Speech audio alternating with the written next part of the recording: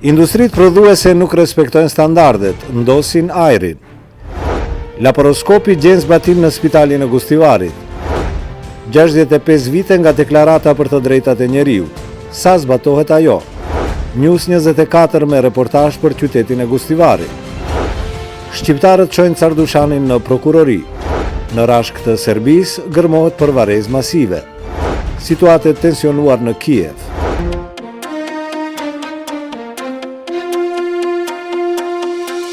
Ky është edicioni i lajmeve në TV2. Me ju në studio, jeton Aliji. Shikues të nderuar, përshëndetje. Mirë se vini në këtë edicion të lajmeve këtu në studion e TV2. Këto ishin vetëm disa nga ndodhit kryesore që kanë shënuar këtë ditë. Do t'i ndjekim në mënyrë të detajuar pas një shkëputje marketingu. Qëndroni me ne.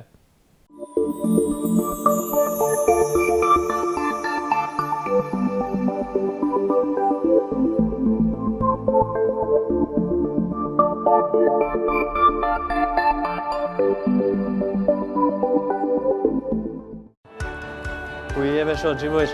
Majri? O plakut, që kemi? Njëri, qa bune? Shka të vëndra, je mirë? Mirë që po të presë në dalë më taku. Ean Albafon pa ndryshuar numrin dhe komuniko pa kufi. Fol për vetëm 28 denar minuta me Shqipërinë dhe Kosovën. Kemi shumë për të thënë, shumë për të uruar. Urime, urime, urime! Fol Shqip, Albafon.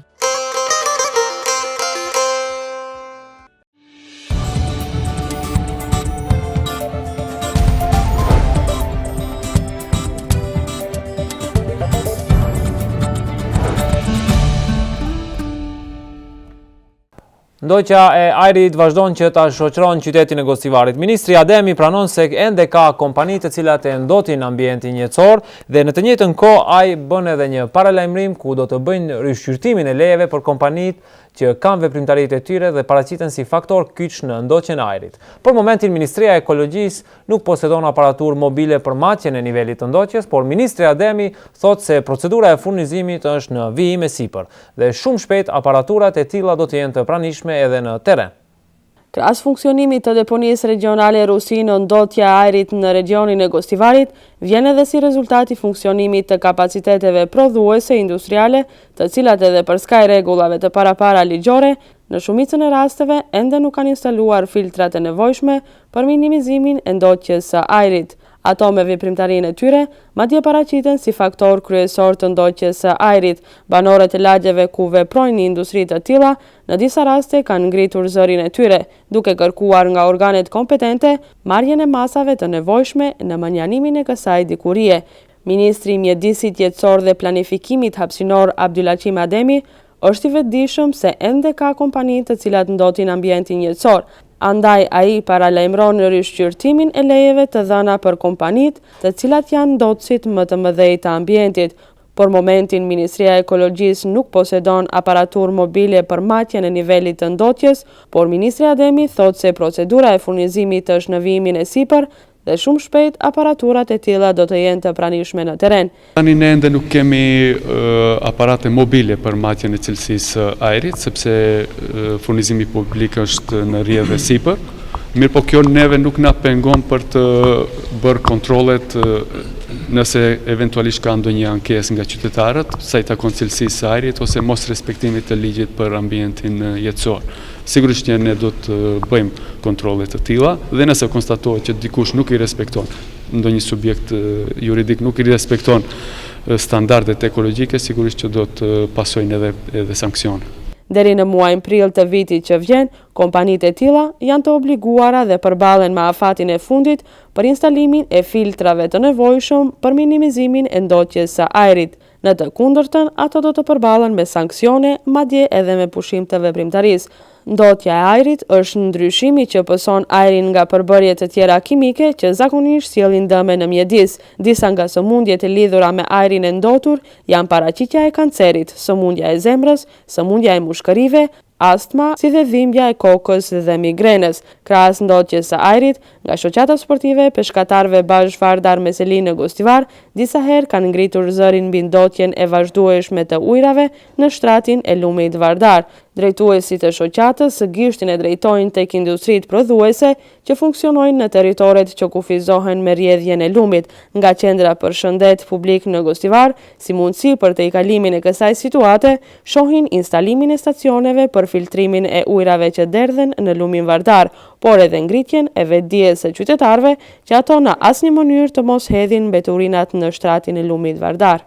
Vetëm tek temat që trajtojnë shëndetin e njeriut. U bë një muaj nga intervenimi i parë në spitalin e Gostivarit nëpërmjet laparoskopit. Deri më tani janë kryer 3 intervenime të kësaj natyre, ndërkohë që autoritetet spitalore njoftojnë se shumë operacione klasike në preparte të ndryshme synohet që të zëvendësohen me këtë metodë të re, por shumë e përhapur në mbar botën si rezultati i prioriteteve që sjell për pacientin kjo formë e kryerjes së operacioneve. Vetëm para një muaj, në spitalin e Gostivarit u bë intervenimi i parë me laparoskop, me çrast pa operacion u bë heqja e gurve nga tëmthi. Mjeku realizues i këtij lloji intervenimi ishte doktor Jakupi Jakupi, i cili paraprakisht është trajnuar brenda dhe jashtë shtetit. Doktor Jakupi njofton se në afat prej një muaje janë kryer edhe 3 intervenime të kësaj natyre. Sipas tij, interesimi është i madh nga ana atyre që kërkojnë shmangjen nga operacionet klasike, por popullata jone ende nuk është e njoftuar sa duhet mbi prioritetet dhe dobitë e kësaj forme të re për vendin ton, por shumë të përhapur në vendet e zhvilluara. Ai njofton se laparoskopia paraqet në të vërtetë një formë të kirurgjisë invazive minimale, ku me futjen e të ashtu quajturit laparoskop, një shkop me dritë dhe kamerë të vogël, mundsohet shikimi i organeve të brendshme të organizmit dhe kryerja e një sër operacionesh për të cilat më parë është dashur që të bëhet hapja e murit të vendit ku duhet të kryhet operacioni. Ndërkaq, ky mjet që aktualisht gjen përdorim vetëm në repartin kirurgjikal në spitalin e Gostivarit, shumë shpejt do të fillojë të praktikohet edhe në repartin ginekologjik.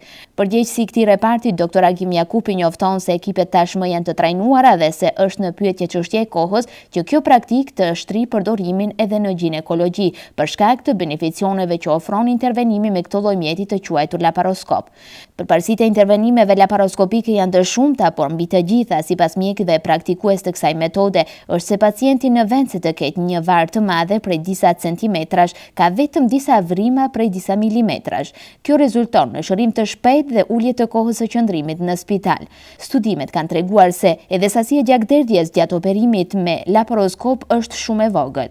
Nga ana tjetër, koha e operimit me këtë lloj mjeti është pak më e gjatë se sa ajo te operacionet e hapura, dhe kjo varet nga aftësitë profesionale dhe shkatësia e operatorit si dhe nga përgatitja teknike.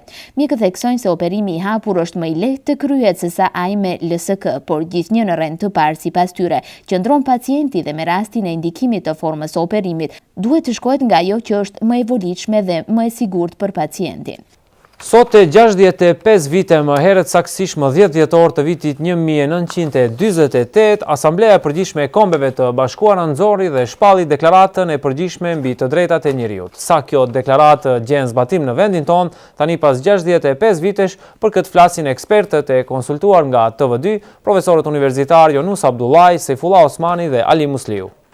Në mbar botën sot shënohet dita ndërkombëtare për të drejtat e njeriut, si një përkujtim i përvitshëm i Deklaratës Univerzale për të drejtat e njeriut, e cila u miratua më 10 dhjetor të vitit 1948 nga Asambleja e Përgjithshme e Kombeve të Bashkuara.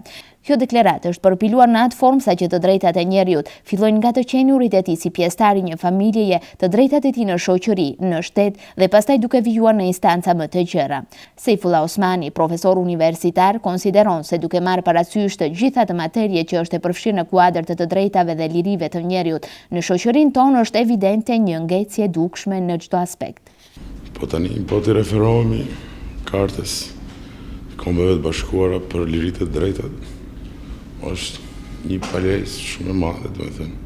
Është një palet e jashtëzakonshme ku përfshihen gjitha ato që ne në teori quajmë drejtat dhe liri personale ose drejtat dhe lirit njerëzit.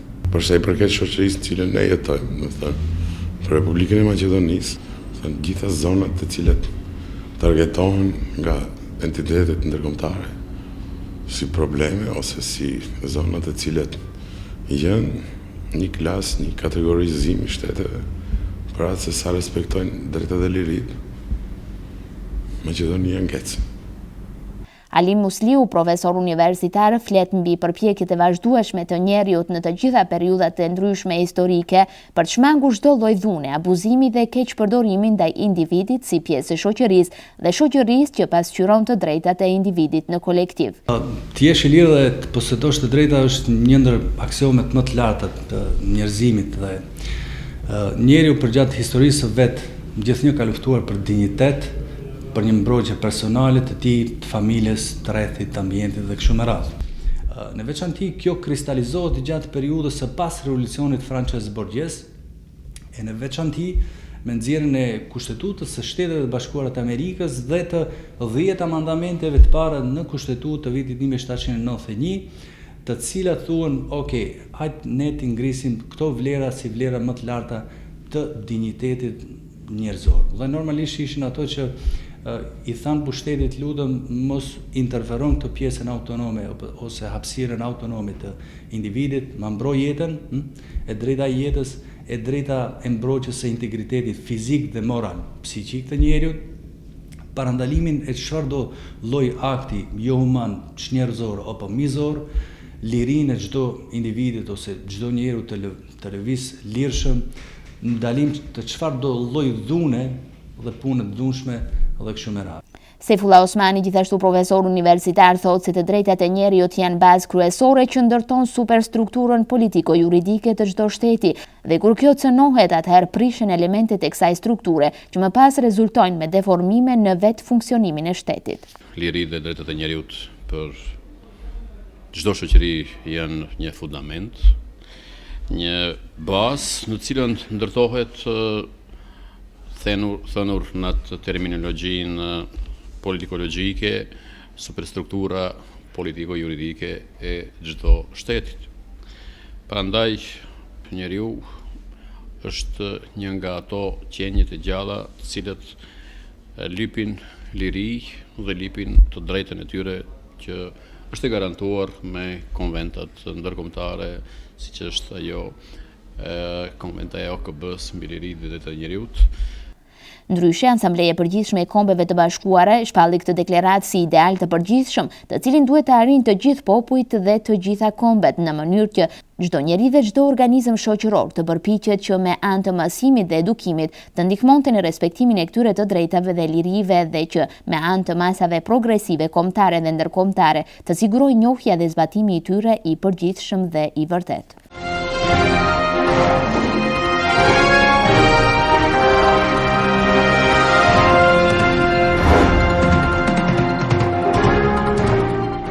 Vazhdojmë me temën e njëjtë mbi të drejtat e njerëzit. Avokati i popullit Ixhet Mehmeti ka kërkuar respektimin e gjerë të drejtave të njerëzit pavarësisht pozitës, detyrës, racës dhe fesë që kemi të gjithë ne. Deklarata e tij vjen në ditën kur Asambleja e Përgjithshme e Kombeve të Bashkuara nxorri dhe shpalli deklaratën e përgjithshme mbi të drejtat e njerëzit. Përmes një deklarate me shkrim të shpërndar për mediat me rastin e ditës ndërkombëtare të drejtave të njerëzit, avokati i popullit Ixhet Mehmeti ka kërkuar respektimin e gjerë të drejtave të njerëzit.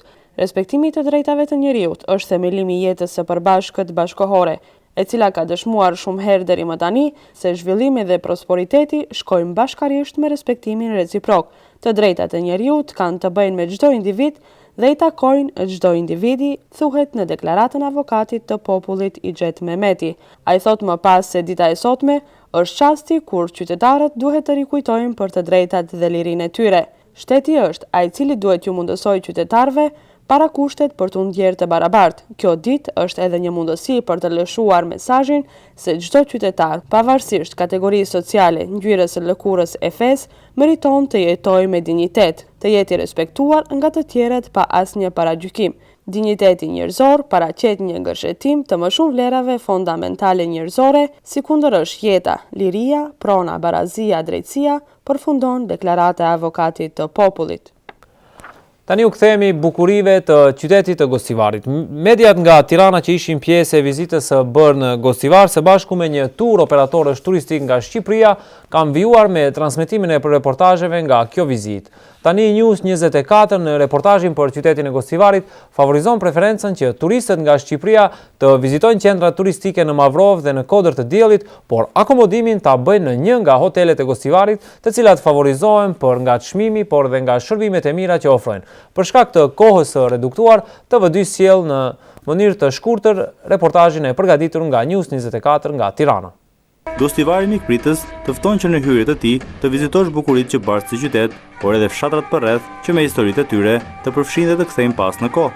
Në këtë qytet interesant, për të marrë shembull është bashkëtesa e disa nacionaliteteve, por edhe historiku që e shoqëron në shekuj. Si gjuhë zyrtare, kjo komunë ka shqipen, maqedonishten, por edhe turqishten. Harmonizimi i jetës së tyre tregohet qartë dhe në objektet e kultit, të cilat megjithse ndodhen fare pranë, nuk nënvlerësojnë njëra tjetrën.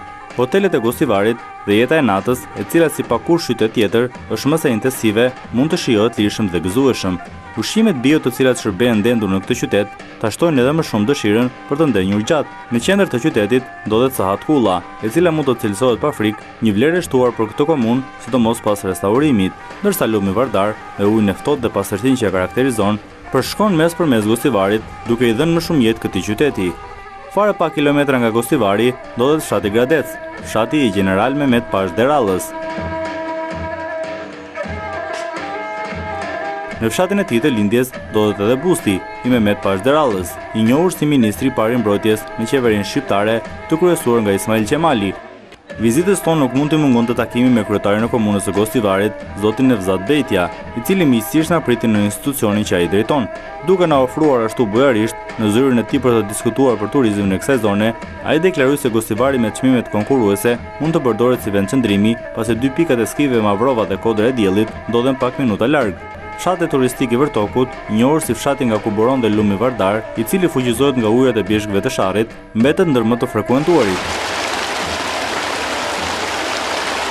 Në këtë zonë ka rezervate të shumta të peshkut, të cilët e kultivojnë atë, ndërsa lokalet e zonës e shërbejnë si pakush në këtë anë. Shoqatat e peshkatarëve dhe gjuetarëve ofrojnë shumë për të apasionuarit e këtyre sporteve. Gjuetia dhe peshkimi kanë sezonet e tyre, të cilat zbatohen rrethësisht nga këta gjuetarë, ndërsa regjistrojnë mbi 1000 antar. Organizohen shpesh te kampionate, por miqësisht presin edhe turistët, të cilët duan të vizitojnë këtë anë për të bërë gjuetinë e suksesshme të radhës. Fare pranë Gostivarit ndodhet Mavrova, e cila për nga bukuritë është e njohur ndërkombëtarisht. Pjesa e skive, shërbime cilësore dhe liçeni artificial i rrethuar nga dëbore shumt jashtojnë bukurinë. Ndodhemi në Mavrov. Dëbora që ka rënë ditët e fundit ka bërë që kjo zonë të popullohet nga shqiptarët, po dhe qytetarët e Europës. Pista e skive është një sport që preferohet mjaft kohët e fundit. Pas këtyre takimeve, edhe operatorët turistik vendosën kontakte me rëndësi dhe me operatorët e zonës, por nuk munguan as marrëveshjet për të shtuar flukse turistike në të dy anët e kufirit. E si përfundim na mbetet të themi se turizmi regional do të ishte një mundësi e mirë për të njohur veten, por edhe zonat e bukura që na rrethojnë. Shqiptarët çojnë Cardushanin në prokurori. Në rashk të Serbisë gërmohet përvarëzë masive. Situatë e tensionuar në Kiev. Në lajmet nga Maqedonia, akoma vazhdon të jetë temë cari famkeq Cardushani. Deri te prokuroria publike në Shkup sot ka arritur fletparaqitje penale kundër personit të panjohur që ka vendosur përmendorën e Cardushanit në urën Syri në Shkup. Fletparaqitja është iniciuar nga Këshilli Organizativ për dislokimin dhe heqjen e kësaj përmendoreje. Këshilli Organizativ për dislokimin dhe heqjen e përmendores së Cardushanit nga ura Syri, sot në prokurorinë publike ka ngritur fletparaqitje penale kundër personit të panjohur për veprën penale sipas nenit 244 për ndërtim pa leje, nenit 390 nxitjen e urrëties nacionale, racore dhe fetare, përçarje dhe mos tolerancë nga kodi penal, si dhe mos respektimi i përcaktimeve nga ligji për përmendore memoriale dhe simbole të tilla. Në emër të Këshillit Organizativ, Daim Hiseni tha se prokurorisë publike i propozojnë pasi që të kenë pranuar fletparaqitjen penale, t'i grumbullojnë të gjitha dëshmitë e duhura gojore dhe të shkruara, dhe me këtë t'i obligoj dhe detyroj organet kompetente për gjetjen dhe zbulimin e atyre që e kanë kryer këtë vepër. Këshillin organizative përbëjnë Shoqata e Kulturës Shqiptare në Maqedoni, Shoqata e Intelektualëve Shqiptar, Shoqata e Historianëve Shqiptar, Instituti për Trashëgimi Kulturore dhe Shpirtërore të Shqiptarëve, si dhe shoqata, forume dhe organizata tjera joqeveritare. Një ekzemplar i tillë do të dorëzohet edhe deri tek Prokuroria Publike Republikane, reparti për krim të organizuar, Ministria e Kulturës, Ministria e Punëve të Brendshme, Ministria e Drejtësisë, Ambasada e SBA-ve në Shkup, Ambasada e Mbretërisë së Bashkuar, Përfaqësia e Unionit Evropian në Shkup, mjetet e informimit publik të Republikës së Maqedonisë e tjerë. Deputetja e BDI-s Ermira Mehmeti ka thënë se roli i BDI-s në të gjithë këtë zallahi ka qenë që të parandalojë daljen nga kontrolli i situatës e cila u shkaktua si situatë i vendosjes në një mënyrë tërësisht kontroverse të një figure të papranueshme për shqiptarët, ajo e Cardushanit. Sipas saj, asnjë shqiptar, BDI më së paku, do të pranojë ndonjëherë që me paratë e tatimpaguesve shqiptar të vendosen një figurë e cila ka prerë shqiptar dhe atë në sheshin e Shkupit. Deputeti i PDSH-s Bekim Fazliu ka ironizuar tentimin e një grupi qytetarësh shqiptar, ku thuhet të kenë qenë të pranishëm edhe zyrtar të BDI-s, për të rrëzuar përmendoren e Cardushanit, duke i cilësuar veprimet e së premtes mbrëma, pjesë të aksionit të Tokmak. Deputeti u ka dhuruar deputetëve të BDI-s një çekan të vogël.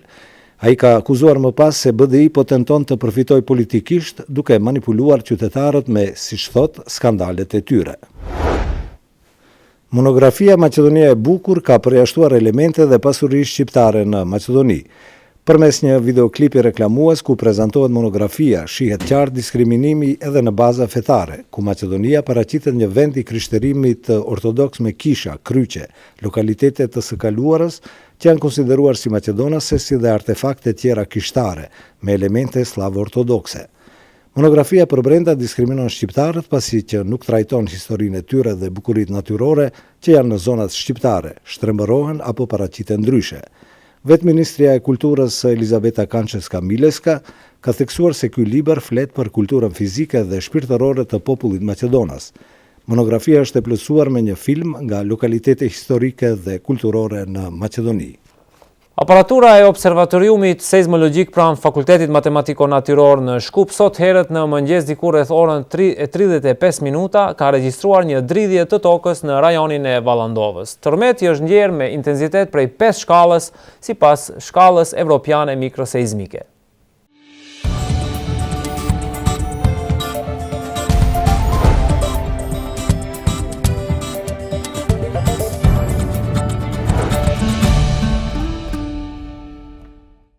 Gërmimet në rashk të Serbisë në kërkim të një varreze masive, fjalimi i presidentës së Kosovës Atifete Jahjaga në Oxford, si dhe mundësia e paraqitjes së ankesave në KQZ janë titull mbi ngjarjet kryesore të bllokut të lajmeve nga rajoni. Ti ndjekim. Sot në rashk të Serbisë në një lokacion ku dyshohet që mund të ketë trupa të viktimave të vrarë nga lufta e fundit në Kosovë, do të vazhdojnë gërmimet nga një ekipi përbërë nga ekspertë të Departamentit të Mjekësisë Ligjore, të kryesuar nga drejtori i këtij departamenti Arsim Gergjaliu dhe një ekip ekspertësh nga Euleksi. Gërmimet ku është punuar edhe para 2 muajve, kësaj radhe pritet të zgjasin 5 ditë, ndërsa nëse ky lokacion rezulton negativ, në pranverë të vitit të ardhshëm, po ashtu në rashk pritet të hapen edhe 2 lokacione të tjera të dishuara. Presidentja e Republikës së Kosovës Atifete Jahjaga mbajti sot një fjalim në konferencën Sfida e qeverisjes në shkollën Blavatnik të Universitetit Oxford në Britaninë e Madhe. Konferenca me temën Qytetarët pushteti politika zgjati 2 ditë. Presidentja Jahjaga mbajti fjalën në temën Policia gjithëpërfshirëse dhe u përgjigj në disa pyetje të pjesëmarrësve për zhvillimet në Kosovë. Nëse nuk ka ankesa në panelin zgjedhor për ankesa dhe parashtresa, pasi që Komisioni Zgjedhor të hënën ka shpallur dhe ka miratuar rezultatet përfundimtare të raundit të dytë të zgjedhjeve lokale për kryetar komune, mund të bëhet menjëherë certifikimi i kandidatëve që fituan garën. Kryetarja e këtij komisioni Valdeta Daka ka thënë se nga ky moment të gjithë ata që duhet të ankohen kanë të drejtë të bëjnë një gjë të tillë brenda 24 orësh pranë panelit zgjedhor për ankesa dhe parashtresa.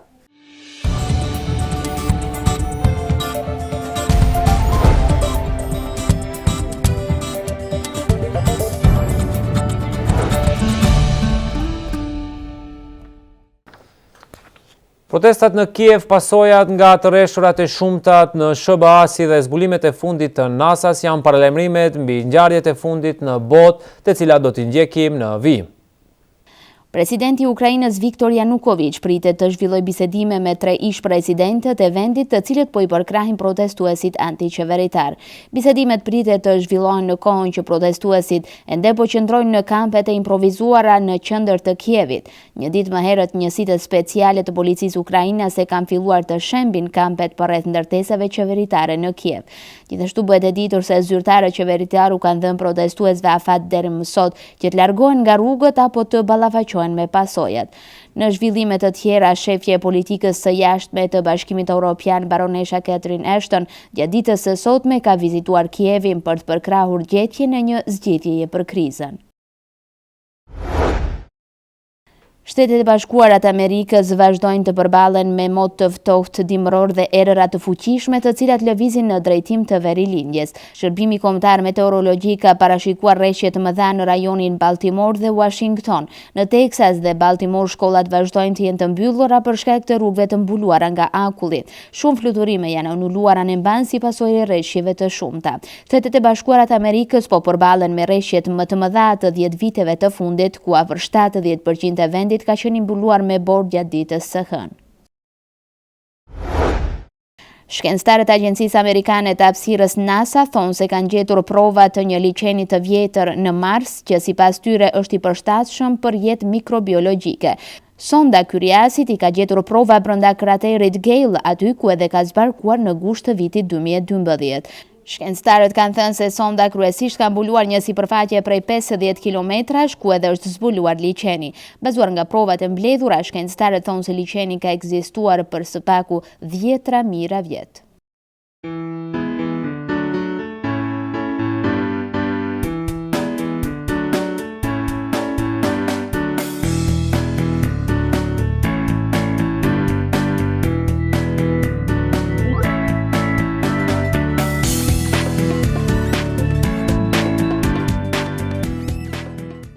Shikues të nderuar, këtu përfundon ky edicion informativ. Unë ju falenderoj për vëmendjen. Mirupafshim.